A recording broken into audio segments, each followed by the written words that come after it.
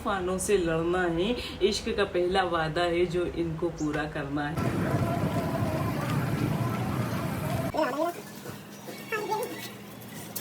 अस्सलाम वालेकुम my beautiful YouTube family, कैसे हैं गाइज आप सब। तो गाइज आज बहुत दिनों के बाद हम इस तरह मुखातिब हुए हैं। तो हुआ कुछ ऐसा था कि काफ़ी दिनों से व्लॉगिंग नहीं हो रही थी, कुछ मसरूफियत थी, कुछ तबीयत भी ठीक नहीं थी। लेकिन अब अल्लाह का शुक्र है कि तबीयत ठीक है। और मसरूफियत जो है वो तो रहती ही है लाइफ में, उसको तो कभी हम उससे भाग नहीं सकते। लेकिन उसके बाद भी आप लोगों के लिए टाइम निकालना और आप लोगों के साथ बात करना हमारा एक मकसद है। तो हम उसको पूरा करते हैं अपने मकसद को, और उसमें हम थोड़े से डिले हो जाते हैं तो फिर हमें भी बुरा लगता है। और जाहिर सी बात है कि आप लोग भी वेट करते हैं व्लॉग्स का, जिस तरह के मुझे मैसेज आ रहे हैं व्लॉग के लिए। तो इतने मैसेज आए हैं फेसबुक पर, तो मुझे बहुत अच्छा लगा। फिर मुझे कुछ लोगों ने ये भी पूछा है कि आप तो बोल रहे थे कि आपने शायरी लिखी है, तो आप वो कब सुनाने वाले हैं। तो मैंने फिर उनको बोला कि बहुत जल्द इंशाल्लाह मैं आप लोगों को सुनाऊंगी। तो फिर वो आज फिर सुबह मुझे मैसेज आए, जैसे ही मैंने अपना वाईफाई कनेक्ट किया है तो वैसे मैसेज आने, इतनी नोटिफिकेशंस आना स्टार्ट हो गई कि फिर मैंने थोड़ी देर के लिए इसकी आवाज़ बंद की और पहले नाश्ता बनाया, नाश्ता किया। और उसके बाद मैंने जब जाकर फ़ोन देखा है तो गाइज़ आप यकीन नहीं करेंगे 75 मैसेज सुबह थे। तो गाइज़ मैं आज आपको अपनी कुछ शेर सुनाऊंगी और कुछ अशआर मेरे ऐसे हैं जो अभी नहीं मैं जिनको ज़ाहिर करूंगी, क्योंकि उनके लिए कुछ लोगों ने मुझे रोक दिया है, उनको पसंद आ गए हैं। हो सकता है कि वो कमर्शियल हो जाएं, तो इसलिए गाइज़ हम उसको अभी यहाँ नहीं पढ़ेंगे। लेकिन जो जो हैं सिलेक्ट नहीं हुए हैं वो कमर्शियल नहीं हैं, वो आप लोगों की मिल्कियत, आपकी जागीर समझिए और वो सुनिए। और अगर पसंद आ जाए तो प्लीज़ मेरे चैनल को आगे शेयर कीजिएगा और अपने रिलेटिव्स में, अपने फ्रेंड्स में बताइएगा। और अगर आप लोगों को उसमें कोई कमी नज़र आती है तो भी मुझे ज़रूर बताइएगा। मैं बिल्कुल भी इस बात को माइंड नहीं करती, कोई मुझे समझाता है तो मैं उस चीज़ को समझती हूँ। आप लोगों को अगर मेरी शायरी पसंद आए तो ही उसे लाइक और कमेंट कीजिएगा, और अगर पसंद नहीं आए तो कमेंट करके बताइएगा कि क्या चीज़ पसंद नहीं आई है। क्योंकि हो जाता है, हर किसी से गलती हो जाती है, तो अपनी गलती को एक्सेप्ट करना ही असल काबिलियत होती है। तो प्लीज़ आप देखें और मुझे बताएं। रोज़ सुनहरी धूप चढ़ाने लगती है, रोज़ सुनहरी धूप चढ़ाने लगती है, करवट लेती रात ठिकाने लगती है। रोज़ सुनहरी धूप चढ़ाने लगती है, करवट लेती रात ठिकाने लगती है। मुझको झील के पानी पे तस्वीर तेरी, मुझको झील के पानी पे तस्वीर तेरी, उलझी जुल्फ के साथ सुहानी लगती है। ये कश्मीर की रातें कितनी छोटी हैं, ये कश्मीर की रातें कितनी छोटी हैं, फज्र से पहले डल के किनारे लगती है, रोज़ सुनहरी धूप चढ़ाने लगती है। और एक शेर मैंने जो ये सोनमर्ग जाते हुए लिखा था। सोनमर्ग जब हम लोग जा रहे थे तो जो पहाड़ थे, उन पहाड़ों पे जो बादल थे वो कंटिन्यूसली, मतलब जितने दिन हम कश्मीर रहे हैं बादल टोटल हमें दिखे हैं, तो झूमते हुए सिर्फ पहाड़ों पे। तो मुझे ऐसा लगा कि वाकई पहाड़ जो हैं, पहाड़ों को, बादलों को पहाड़ों से इश्क है शायद। तो फिर मैंने एक शायरी वहीं लिखी थी, उनको देखती रही कंटिन्यूसली, और फिर मुझे वो ख्याल आए, जो ख्याल आए वो मैंने लिखे। तो वो आप ज़रूर सुने और गौर करें कि क्या मैंने ये सही लिखा है, क्योंकि मुझे ऐसा लग रहा था। तो जो मुझे लग रहा था वो मैं लिखती जा रही थी, तो मुझे लगा तो मैंने लिखा। लगता है कि इन नदियों को इश्क हुआ है पर्वत से, लगता है कि इन नदियों को इश्क हुआ है पर्वत से, झूमती गाती शोर मचाती जा मिलती हैं पर्वत से। लगता है कि इन नदियों को इश्क हुआ है पर्वत से, झूमती गाती शोर मचाती जा मिलती हैं पर्वत से। मैं भी सोचूं क्यों लम्हा भर दूर न रह पाती हैं नदियाँ, मैं भी सोचूं क्यों लम्हा भर दूर नहीं रह पाती हैं नदियाँ। ना डरती ना घबराती ना मौज मनाती हैं नदियाँ, ना डरती ना घबराती ना मौज मनाती हैं नदियाँ। देख के इनके ये तेवर हम सोच में पड़ जाते हैं, देख के नदियों के तेवर हम सोच में पड़ जाते हैं। और रोक भी सकता है इनको कौन भला, इनको रोक भी कौन सकता है भला, कि इनको कौन रोकेगा, किसको अड़ना है पर्वत से, तो जा मिलती हैं पर्वत। तो मैंने लिखा कि रोक भी कौन सकता है इनको, किसको अड़ना है पर्वत से। झूमती गाती शोर मचाती जा मिलती हैं पर्वत से, और ना डर कोई ना कोई परवाह, बस जा मिलना है पर्वत से। ना कोई डर ना कोई परवाह, बस जा मिलना है पर्वत से। उलझी सुलझी राहें रस्ते तूफानों से लड़ना है, उलझी सुलझी राहें रस्ते तूफानों से लड़ना है। इश्क का पहला वादा है जो इनको पूरा करना है। उलझी सुलझी राहें जो हैं तूफान है उनसे लड़ना है, लेकिन इश्क का वादा है जो इन्हें पूरा करना है। तो ऊंचे पर्वत कब झुकते हैं, ऊंचे पर्वत कब झुकते हैं, कब आते हैं काबू में। ऊंचे पर्वत कब झुकते हैं, कब आते हैं काबू में, और लहरों से टकराकर फिर भी पड़ जाते हैं जादू में।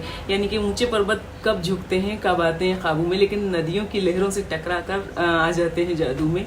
और इश्क में पर्वत भी झुक जाए, कई गानों में सुना है, इश्क में पर्वत भी झुक जाए गर प्यार हो सच्चा नदियों का।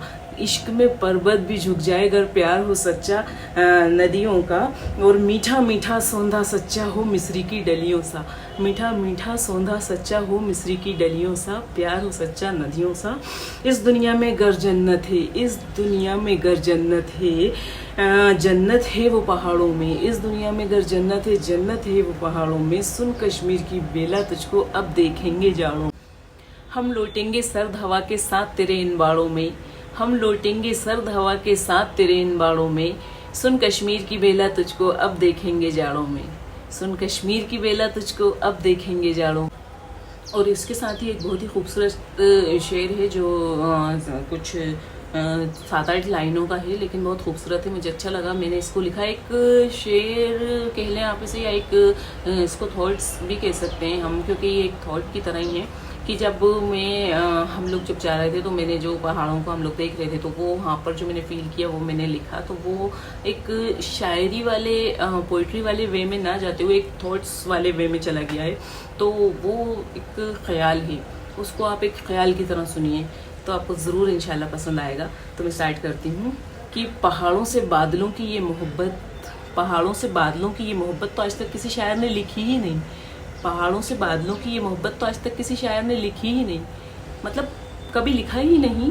चांद को लिखा, धूप को लिखा, हवाओं को लिखा, चांद को लिखा, धूप को लिखा, हवाओं को लिखा, पर कभी लिखा ही नहीं, कभी लिखा ही नहीं कि इन बादलों को इश्क है पर्वत से, कभी लिखा ही नहीं कि इन बादलों को इश्क है पर्वत से। हमने छोड़ा ना छोड़ेंगे दामन तेरा, जिसको अपना लिया उसको अपना लिया। हो सके तो उम्र भर हमें आज़ू, मौसमों की तरह हम बदलते नहीं। तो गाइस हम नर्सरी जा रहे हैं कुछ पौधे खरीदने के लिए। हवा बहुत तेज़ है, तो हम लोग नर्सरी में मिलते हैं। कुछ प्लांट्स ख़रीदने थे, विंटर प्लांट्स तो मैं पहले लाई नहीं थी, तो अब जा रही हूँ विंटर प्लांट्स लेने।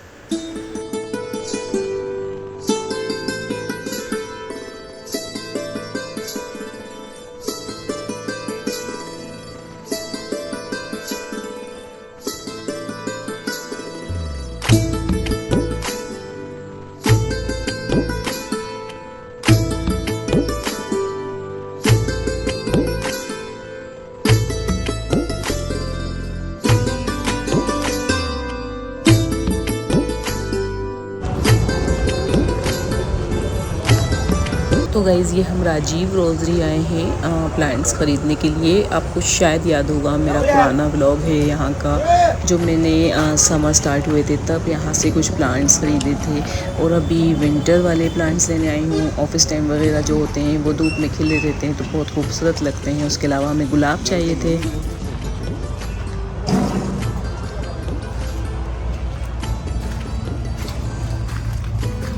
कश्मीर वाली बात नहीं आ सकती, लेकिन इससे आप देखाते हैं वो ना, वो तो हर जगह के अलग अलग होते हैं ना प्लांट्स।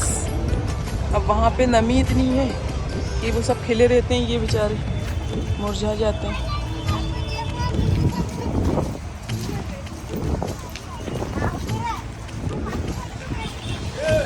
ये देखो आप, लेमन, नींबू लग रहा है, नींबू।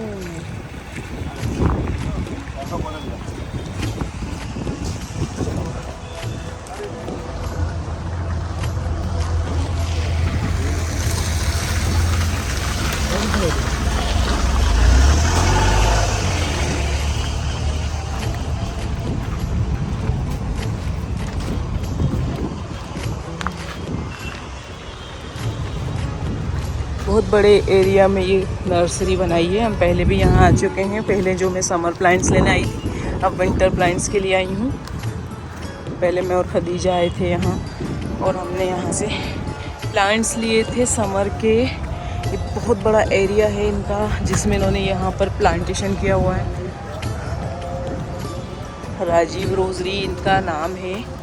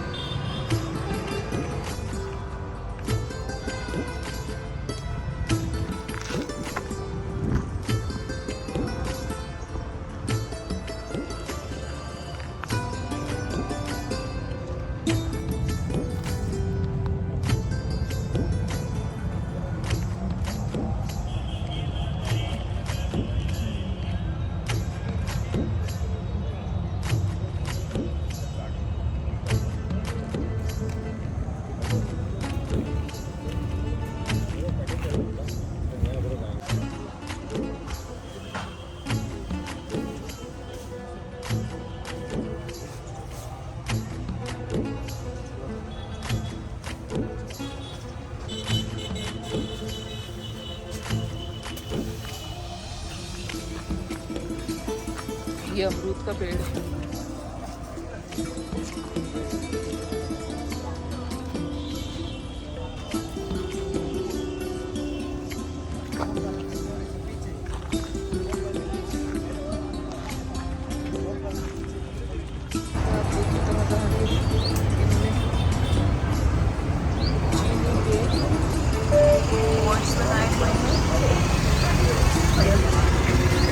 ये आप रख सकते हैं अपने गैलरी की खूबसूरती बढ़ाने के लिए। ये वाइट वाली देखने में बहुत खूबसूरत है और इस वाइट में से जो ग्रीन कलर की पत्ते येलो फ्लावर्स निकलेंगे तो कितनी खूबसूरती लगेगी।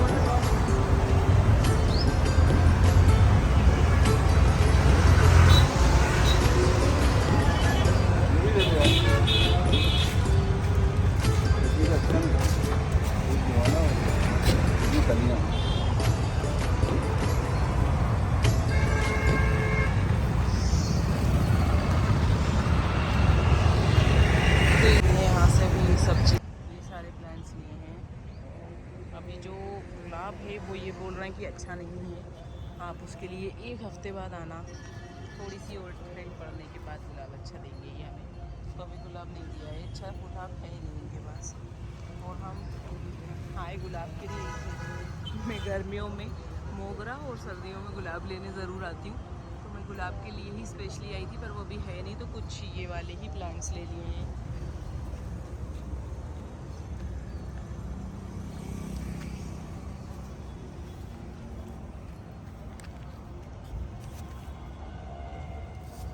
मिट्टी समेत ही उतार देना इनको गमलों में। हाँ।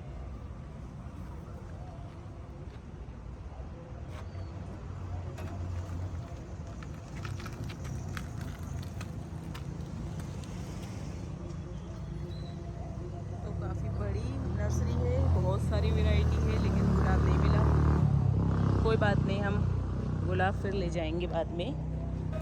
तो मैंने अभी इनसे हमारे यहाँ कोई फ़िज़ा में जो माली आता है उसका नंबर ले लिया है, क्योंकि हमारे यहाँ पहले जो माली आता था वो अब नहीं आ रहा है, तो पता नहीं कहाँ चला गया है। उसका नंबर भी बंद आ रहा था, तो अभी इन्होंने मुझे एक नए माली का नंबर दिया है और ये बोल रहे हैं उससे कांटेक्ट कर लेना आप। तो वो ज़रूर जब भी वहाँ पर हफ्ते में 2 बार आता है तो आपके पास आ जाया करेगा।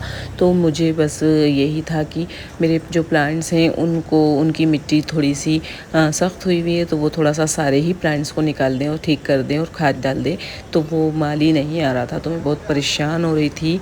और जैसा कि मैंने बताया था कि मेरा मनी प्लांट ख़राब कर दिया है यहाँ पे, तो वो मनी प्लांट तो अब मैं वापस से नहीं ला सकती, लेकिन वो जो बचा हुआ है वो वापस इंशाल्लाह वैसा ही हो जाएगा, अगर उसमें अच्छी सी मिट्टी और खाद हो जाए तो फिर मैं करवाऊँगी। अब मैंने यहाँ से नंबर ले लिया है माली का। तब तक तो फ़िलहाल मैं यहाँ से जाते ही इन गमलों को सेट कराने के लिए भैया लाल को बुलाने वाली हूँ। भैया लाल के हाथ से भी जो गमले हम लगवाते हैं वो पौधे बहुत अच्छे हो जाते हैं।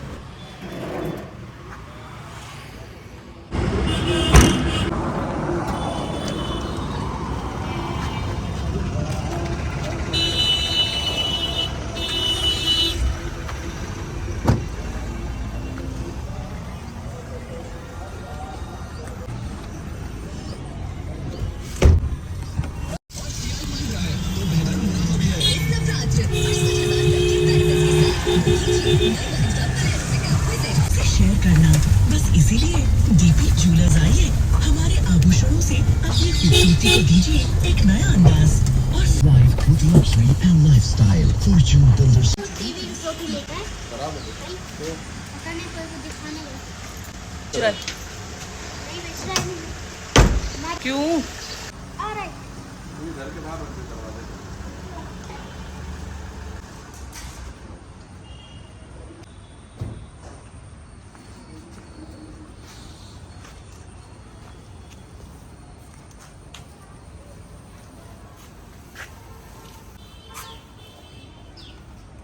ये लगा दो, ये लगा। हाँ ये दे ली ऑरेंज बनाएगी इसमें।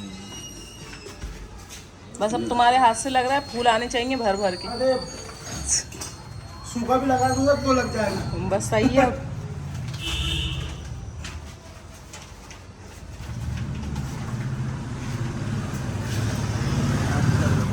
हैं? वो वाले जो है ना हम्म, कम लगा दो। हाँ बड़ा वाला ये जो पिंक का वो है, ये रखें, एक ये वो रखा वाला है। और वो वाइट वाले दोनों साथ मिला के रखें। ठीक है।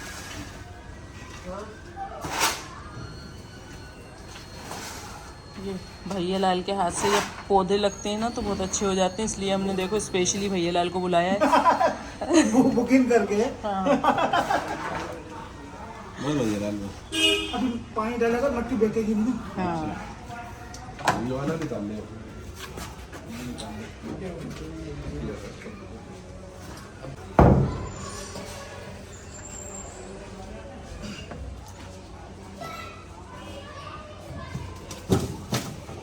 हेलो,